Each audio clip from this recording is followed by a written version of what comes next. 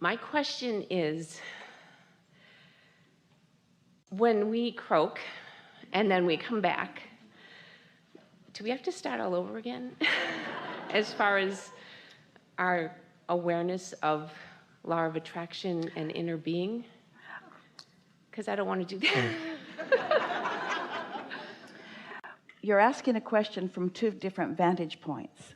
Everything that you're living is causing this expansion of who you really are. And who you really are is going to, again, project yourself into this physical experience. And for the benefit of continuity, there will be that readjusting. But the thing that we want you to remember, you see, the answer to that question is yes, you have to start over. But wait, hear us out on this. Yes, you have to start over, which is a problem to humans who don't get into the receiving mode, because then they don't have the benefit of all that they really know. But as soon as you get into the receiving mode, you have the benefit of all that you know. And when you're born, you are in the receiving mode. It takes a long time for other humans to talk you out of the receiving mode. You see what we're getting at? All the animals of your planet are in the receiving mode. Humans call them instinctive or instinctual because of the way they instinctively know what to do. Well, you do too. But humans get used to listening to other humans instead of listening to the guidance that comes forth from within.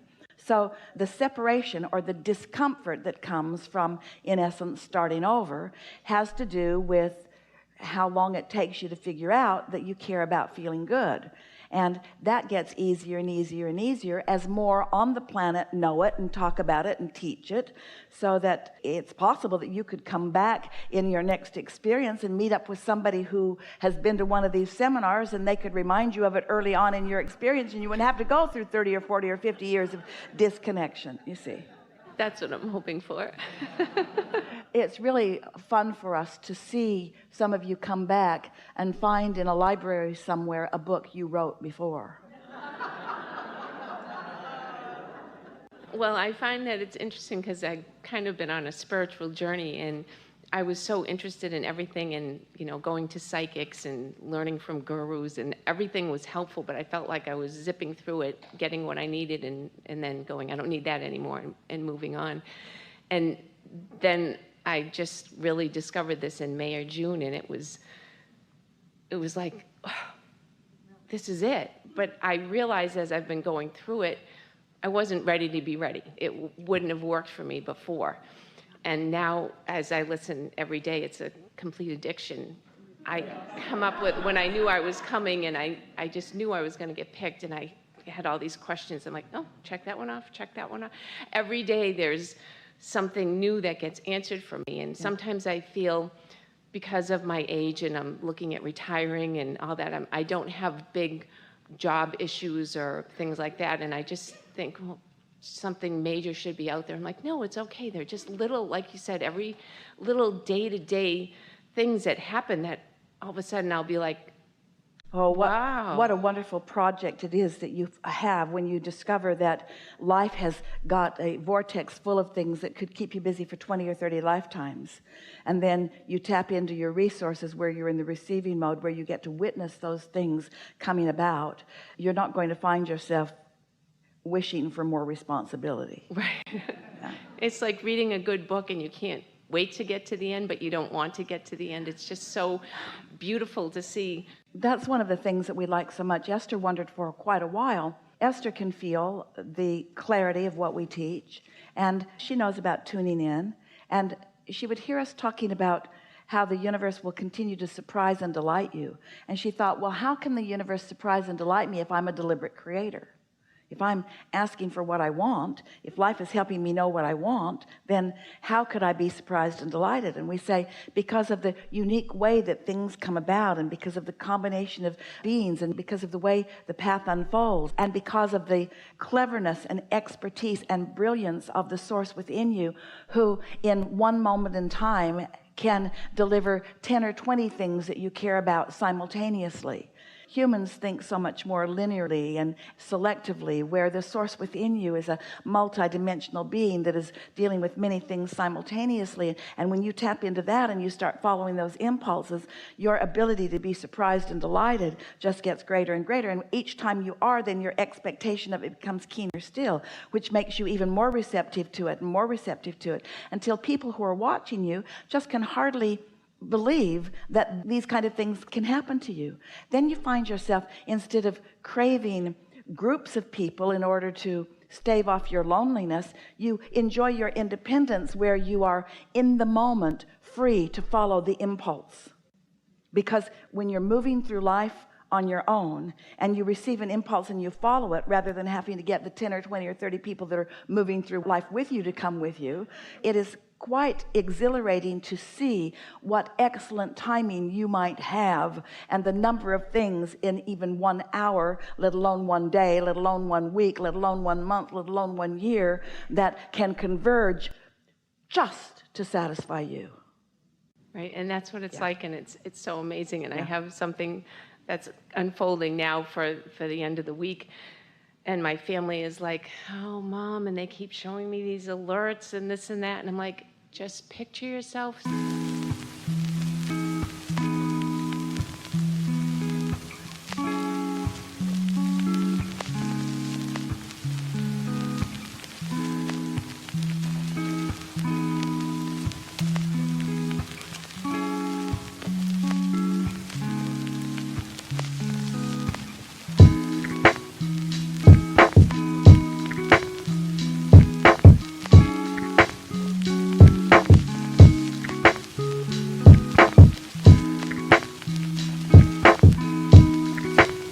Sitting by the pool with a drink. It's going to be wonderful. We're going to have a great time. Have you seen this? Have you looked? Everyone's showing me all this stuff, and I'm like, it's going to be fine. Just be happy. Feel good about it. And they're like, but, and it's just, I'm like, I don't want to hear it. And it's just Well, it's a good feeling to know that you're free floating enough that the universe will orchestrate what you want for you. And if you are free floating enough in terms of receiving and responding to what you're receiving, then you'll always be at the right place at the right time about everything. It might not be the place you planned, but it will be as good or gooder than that was. Yes. Yeah. Yeah. Yeah. My questions have almost all been answered today. And during the segments of refreshment, I was talking with my wife, and a new question pops in. Now, I don't meditate. This past year has been amazing. I've unblocked a lot of things that I've said, oh, I can't do that, and I just let it all go, and things are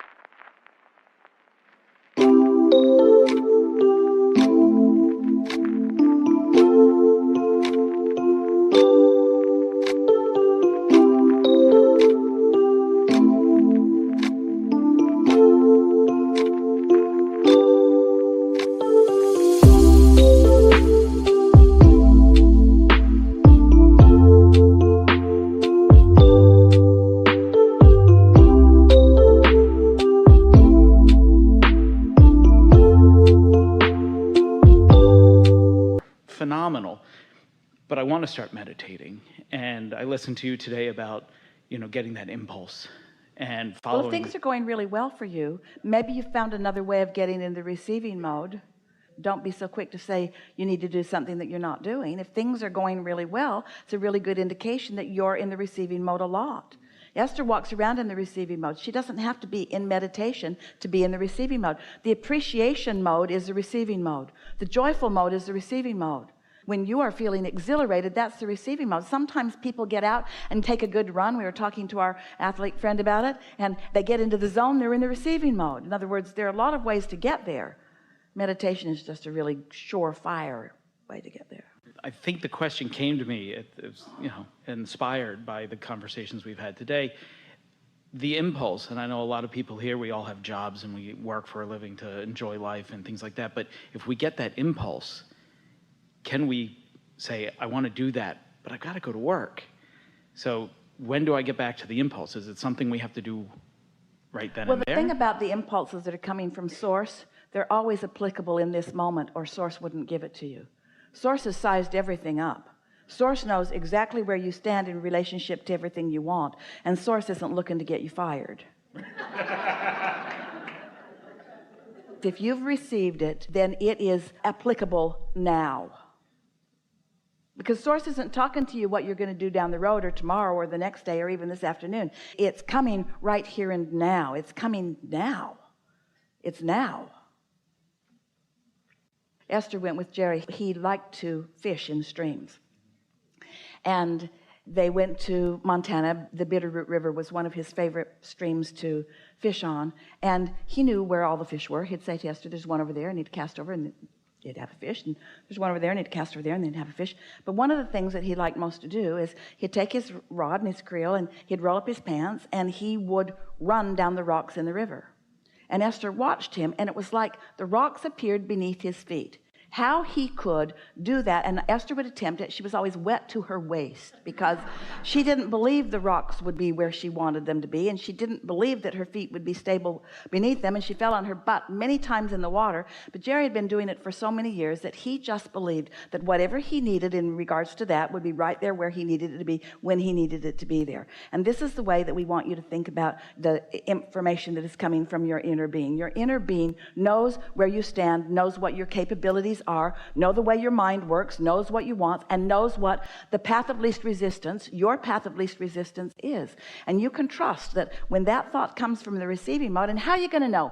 How are you going to come to know? Well, if we were standing in your physical shoes, we'd receive some thoughts and we'd act on them, and we'd see if they are received from inner being or if they're received from somewhere else. The stuff that turns out good, you can be pretty sure was inspired. And the stuff that's turning out not so good, maybe it wasn't so inspired. You see what we're getting at? So what was your question? What was the new question? The new question is when you get that impulse, is it time to act on that immediately or put it off? And you've answered that. So. All right, so you're driving down the road and you get an impulse to change lanes. Nothing makes Esther more mad at herself, and we don't encourage her to be mad at herself, but this makes her mad at herself. She gets an impulse, she doesn't act on it, and then the reason for the impulse becomes obvious. Have a feeling I should change lanes. Oh, well, I don't think I will. And then you get rear-ended and you think, that impulse was probably a pretty good idea. Next time I'm going to act on it more efficiently. So we want to leave you with a point of focus. Really ties into this whole conversation. Ties in with this new leading edge question that you've just asked. Alignment and timing are synonymous. So alignment equals impulse equals timing equals happy. That's timing, and your inner being is the master of timing, because there's so many things you could do and it's just endless. But when you get an impulse, and the more often you do it, the more you'll feel like doing that, until you can go through a day where everywhere you go. The day was like that for Esther yesterday. She traveled by herself. And as she traveled, everywhere she went, it was like a door opened. There was someone there to greet her and to smile and to help her everywhere she went along the way. It was her timing. She drove her own car to the park and ride, and the bus was right there, and a man took her bags out, and there was a place for her to park right there, so she got right on the bus. And then they drove her and one other person to the airport rather than waiting for the bus to fill up. And Esther thought, oh, I really like how things are working out. And then the bus let her off right in front of the sky cap, and she gave him her bags, and off they went. And she got right to the gate in the most comfortable fashion. Everything about it was just unfolding perfectly. And then she had this wonderful flight, 2 wonderful flights. And when she got to the baggage claim, her driver was not there. He was not there with his sign, and he wasn't answering the number that she'd been given. And when she did reach him, this was the first sign of something that looked like it was out of sync. The driver said, I'm supposed to be there at 2:30, right? And Esther said, well, my note says 2 o'clock, and I am here. And how long will it take you to get here? Well, let me call you back. And he called back, and now he's kind of making up some reasons that he can't be there. And Esther said, it's all right, I'll just take a cab. So she went out to the curb, and there was a cab right there. And she stood there for a moment, and the woman who was assigning the cabs to people was distracted by something else that was going on. And for just a moment, Esther thought, you really should pay attention to me, because your job is me. But she was doing something else. And so a cab driver who was sitting right there, saw Esther sitting there, and he came and undid the rope and escorted Esther to his cab. And he got in trouble for that because that's not his job. But as Esther got into the cab, she said to him, well, that was very nice, thank you very much. And then they began talking about the most wonderful things. And then Esther said to him, you are a very strong man with powerful good intentions, and life is going very well for you. I can feel it. And he said, is that why I feel you all over my arms? They were such energy friends right away.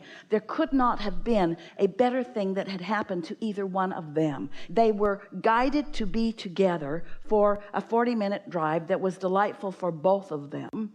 And what looked like was supposed to happen that didn't happen wasn't the best thing to happen. And after a little while of just relaxing and taking it as it comes and trusting that the universe is always doing what's best for you, and let that be your default decision about things, that things are working out for me. No matter how it looks, things are always working out for me, no matter how it looks. And to the degree that I allow it here and now, to the degree that I am willing to look for things that are satisfying here and now, then there's no end until you feel like you've been on a magic carpet ride. Like, could this day have been any better? Could I have had better timing? Could I have had more pleasure? Could I have had more satisfaction? Could I have had better timing? And the answer to that is yes, probably, but this was really, really, really, really good. In other words, the more you acknowledge the good timing, the better the timing continues to be.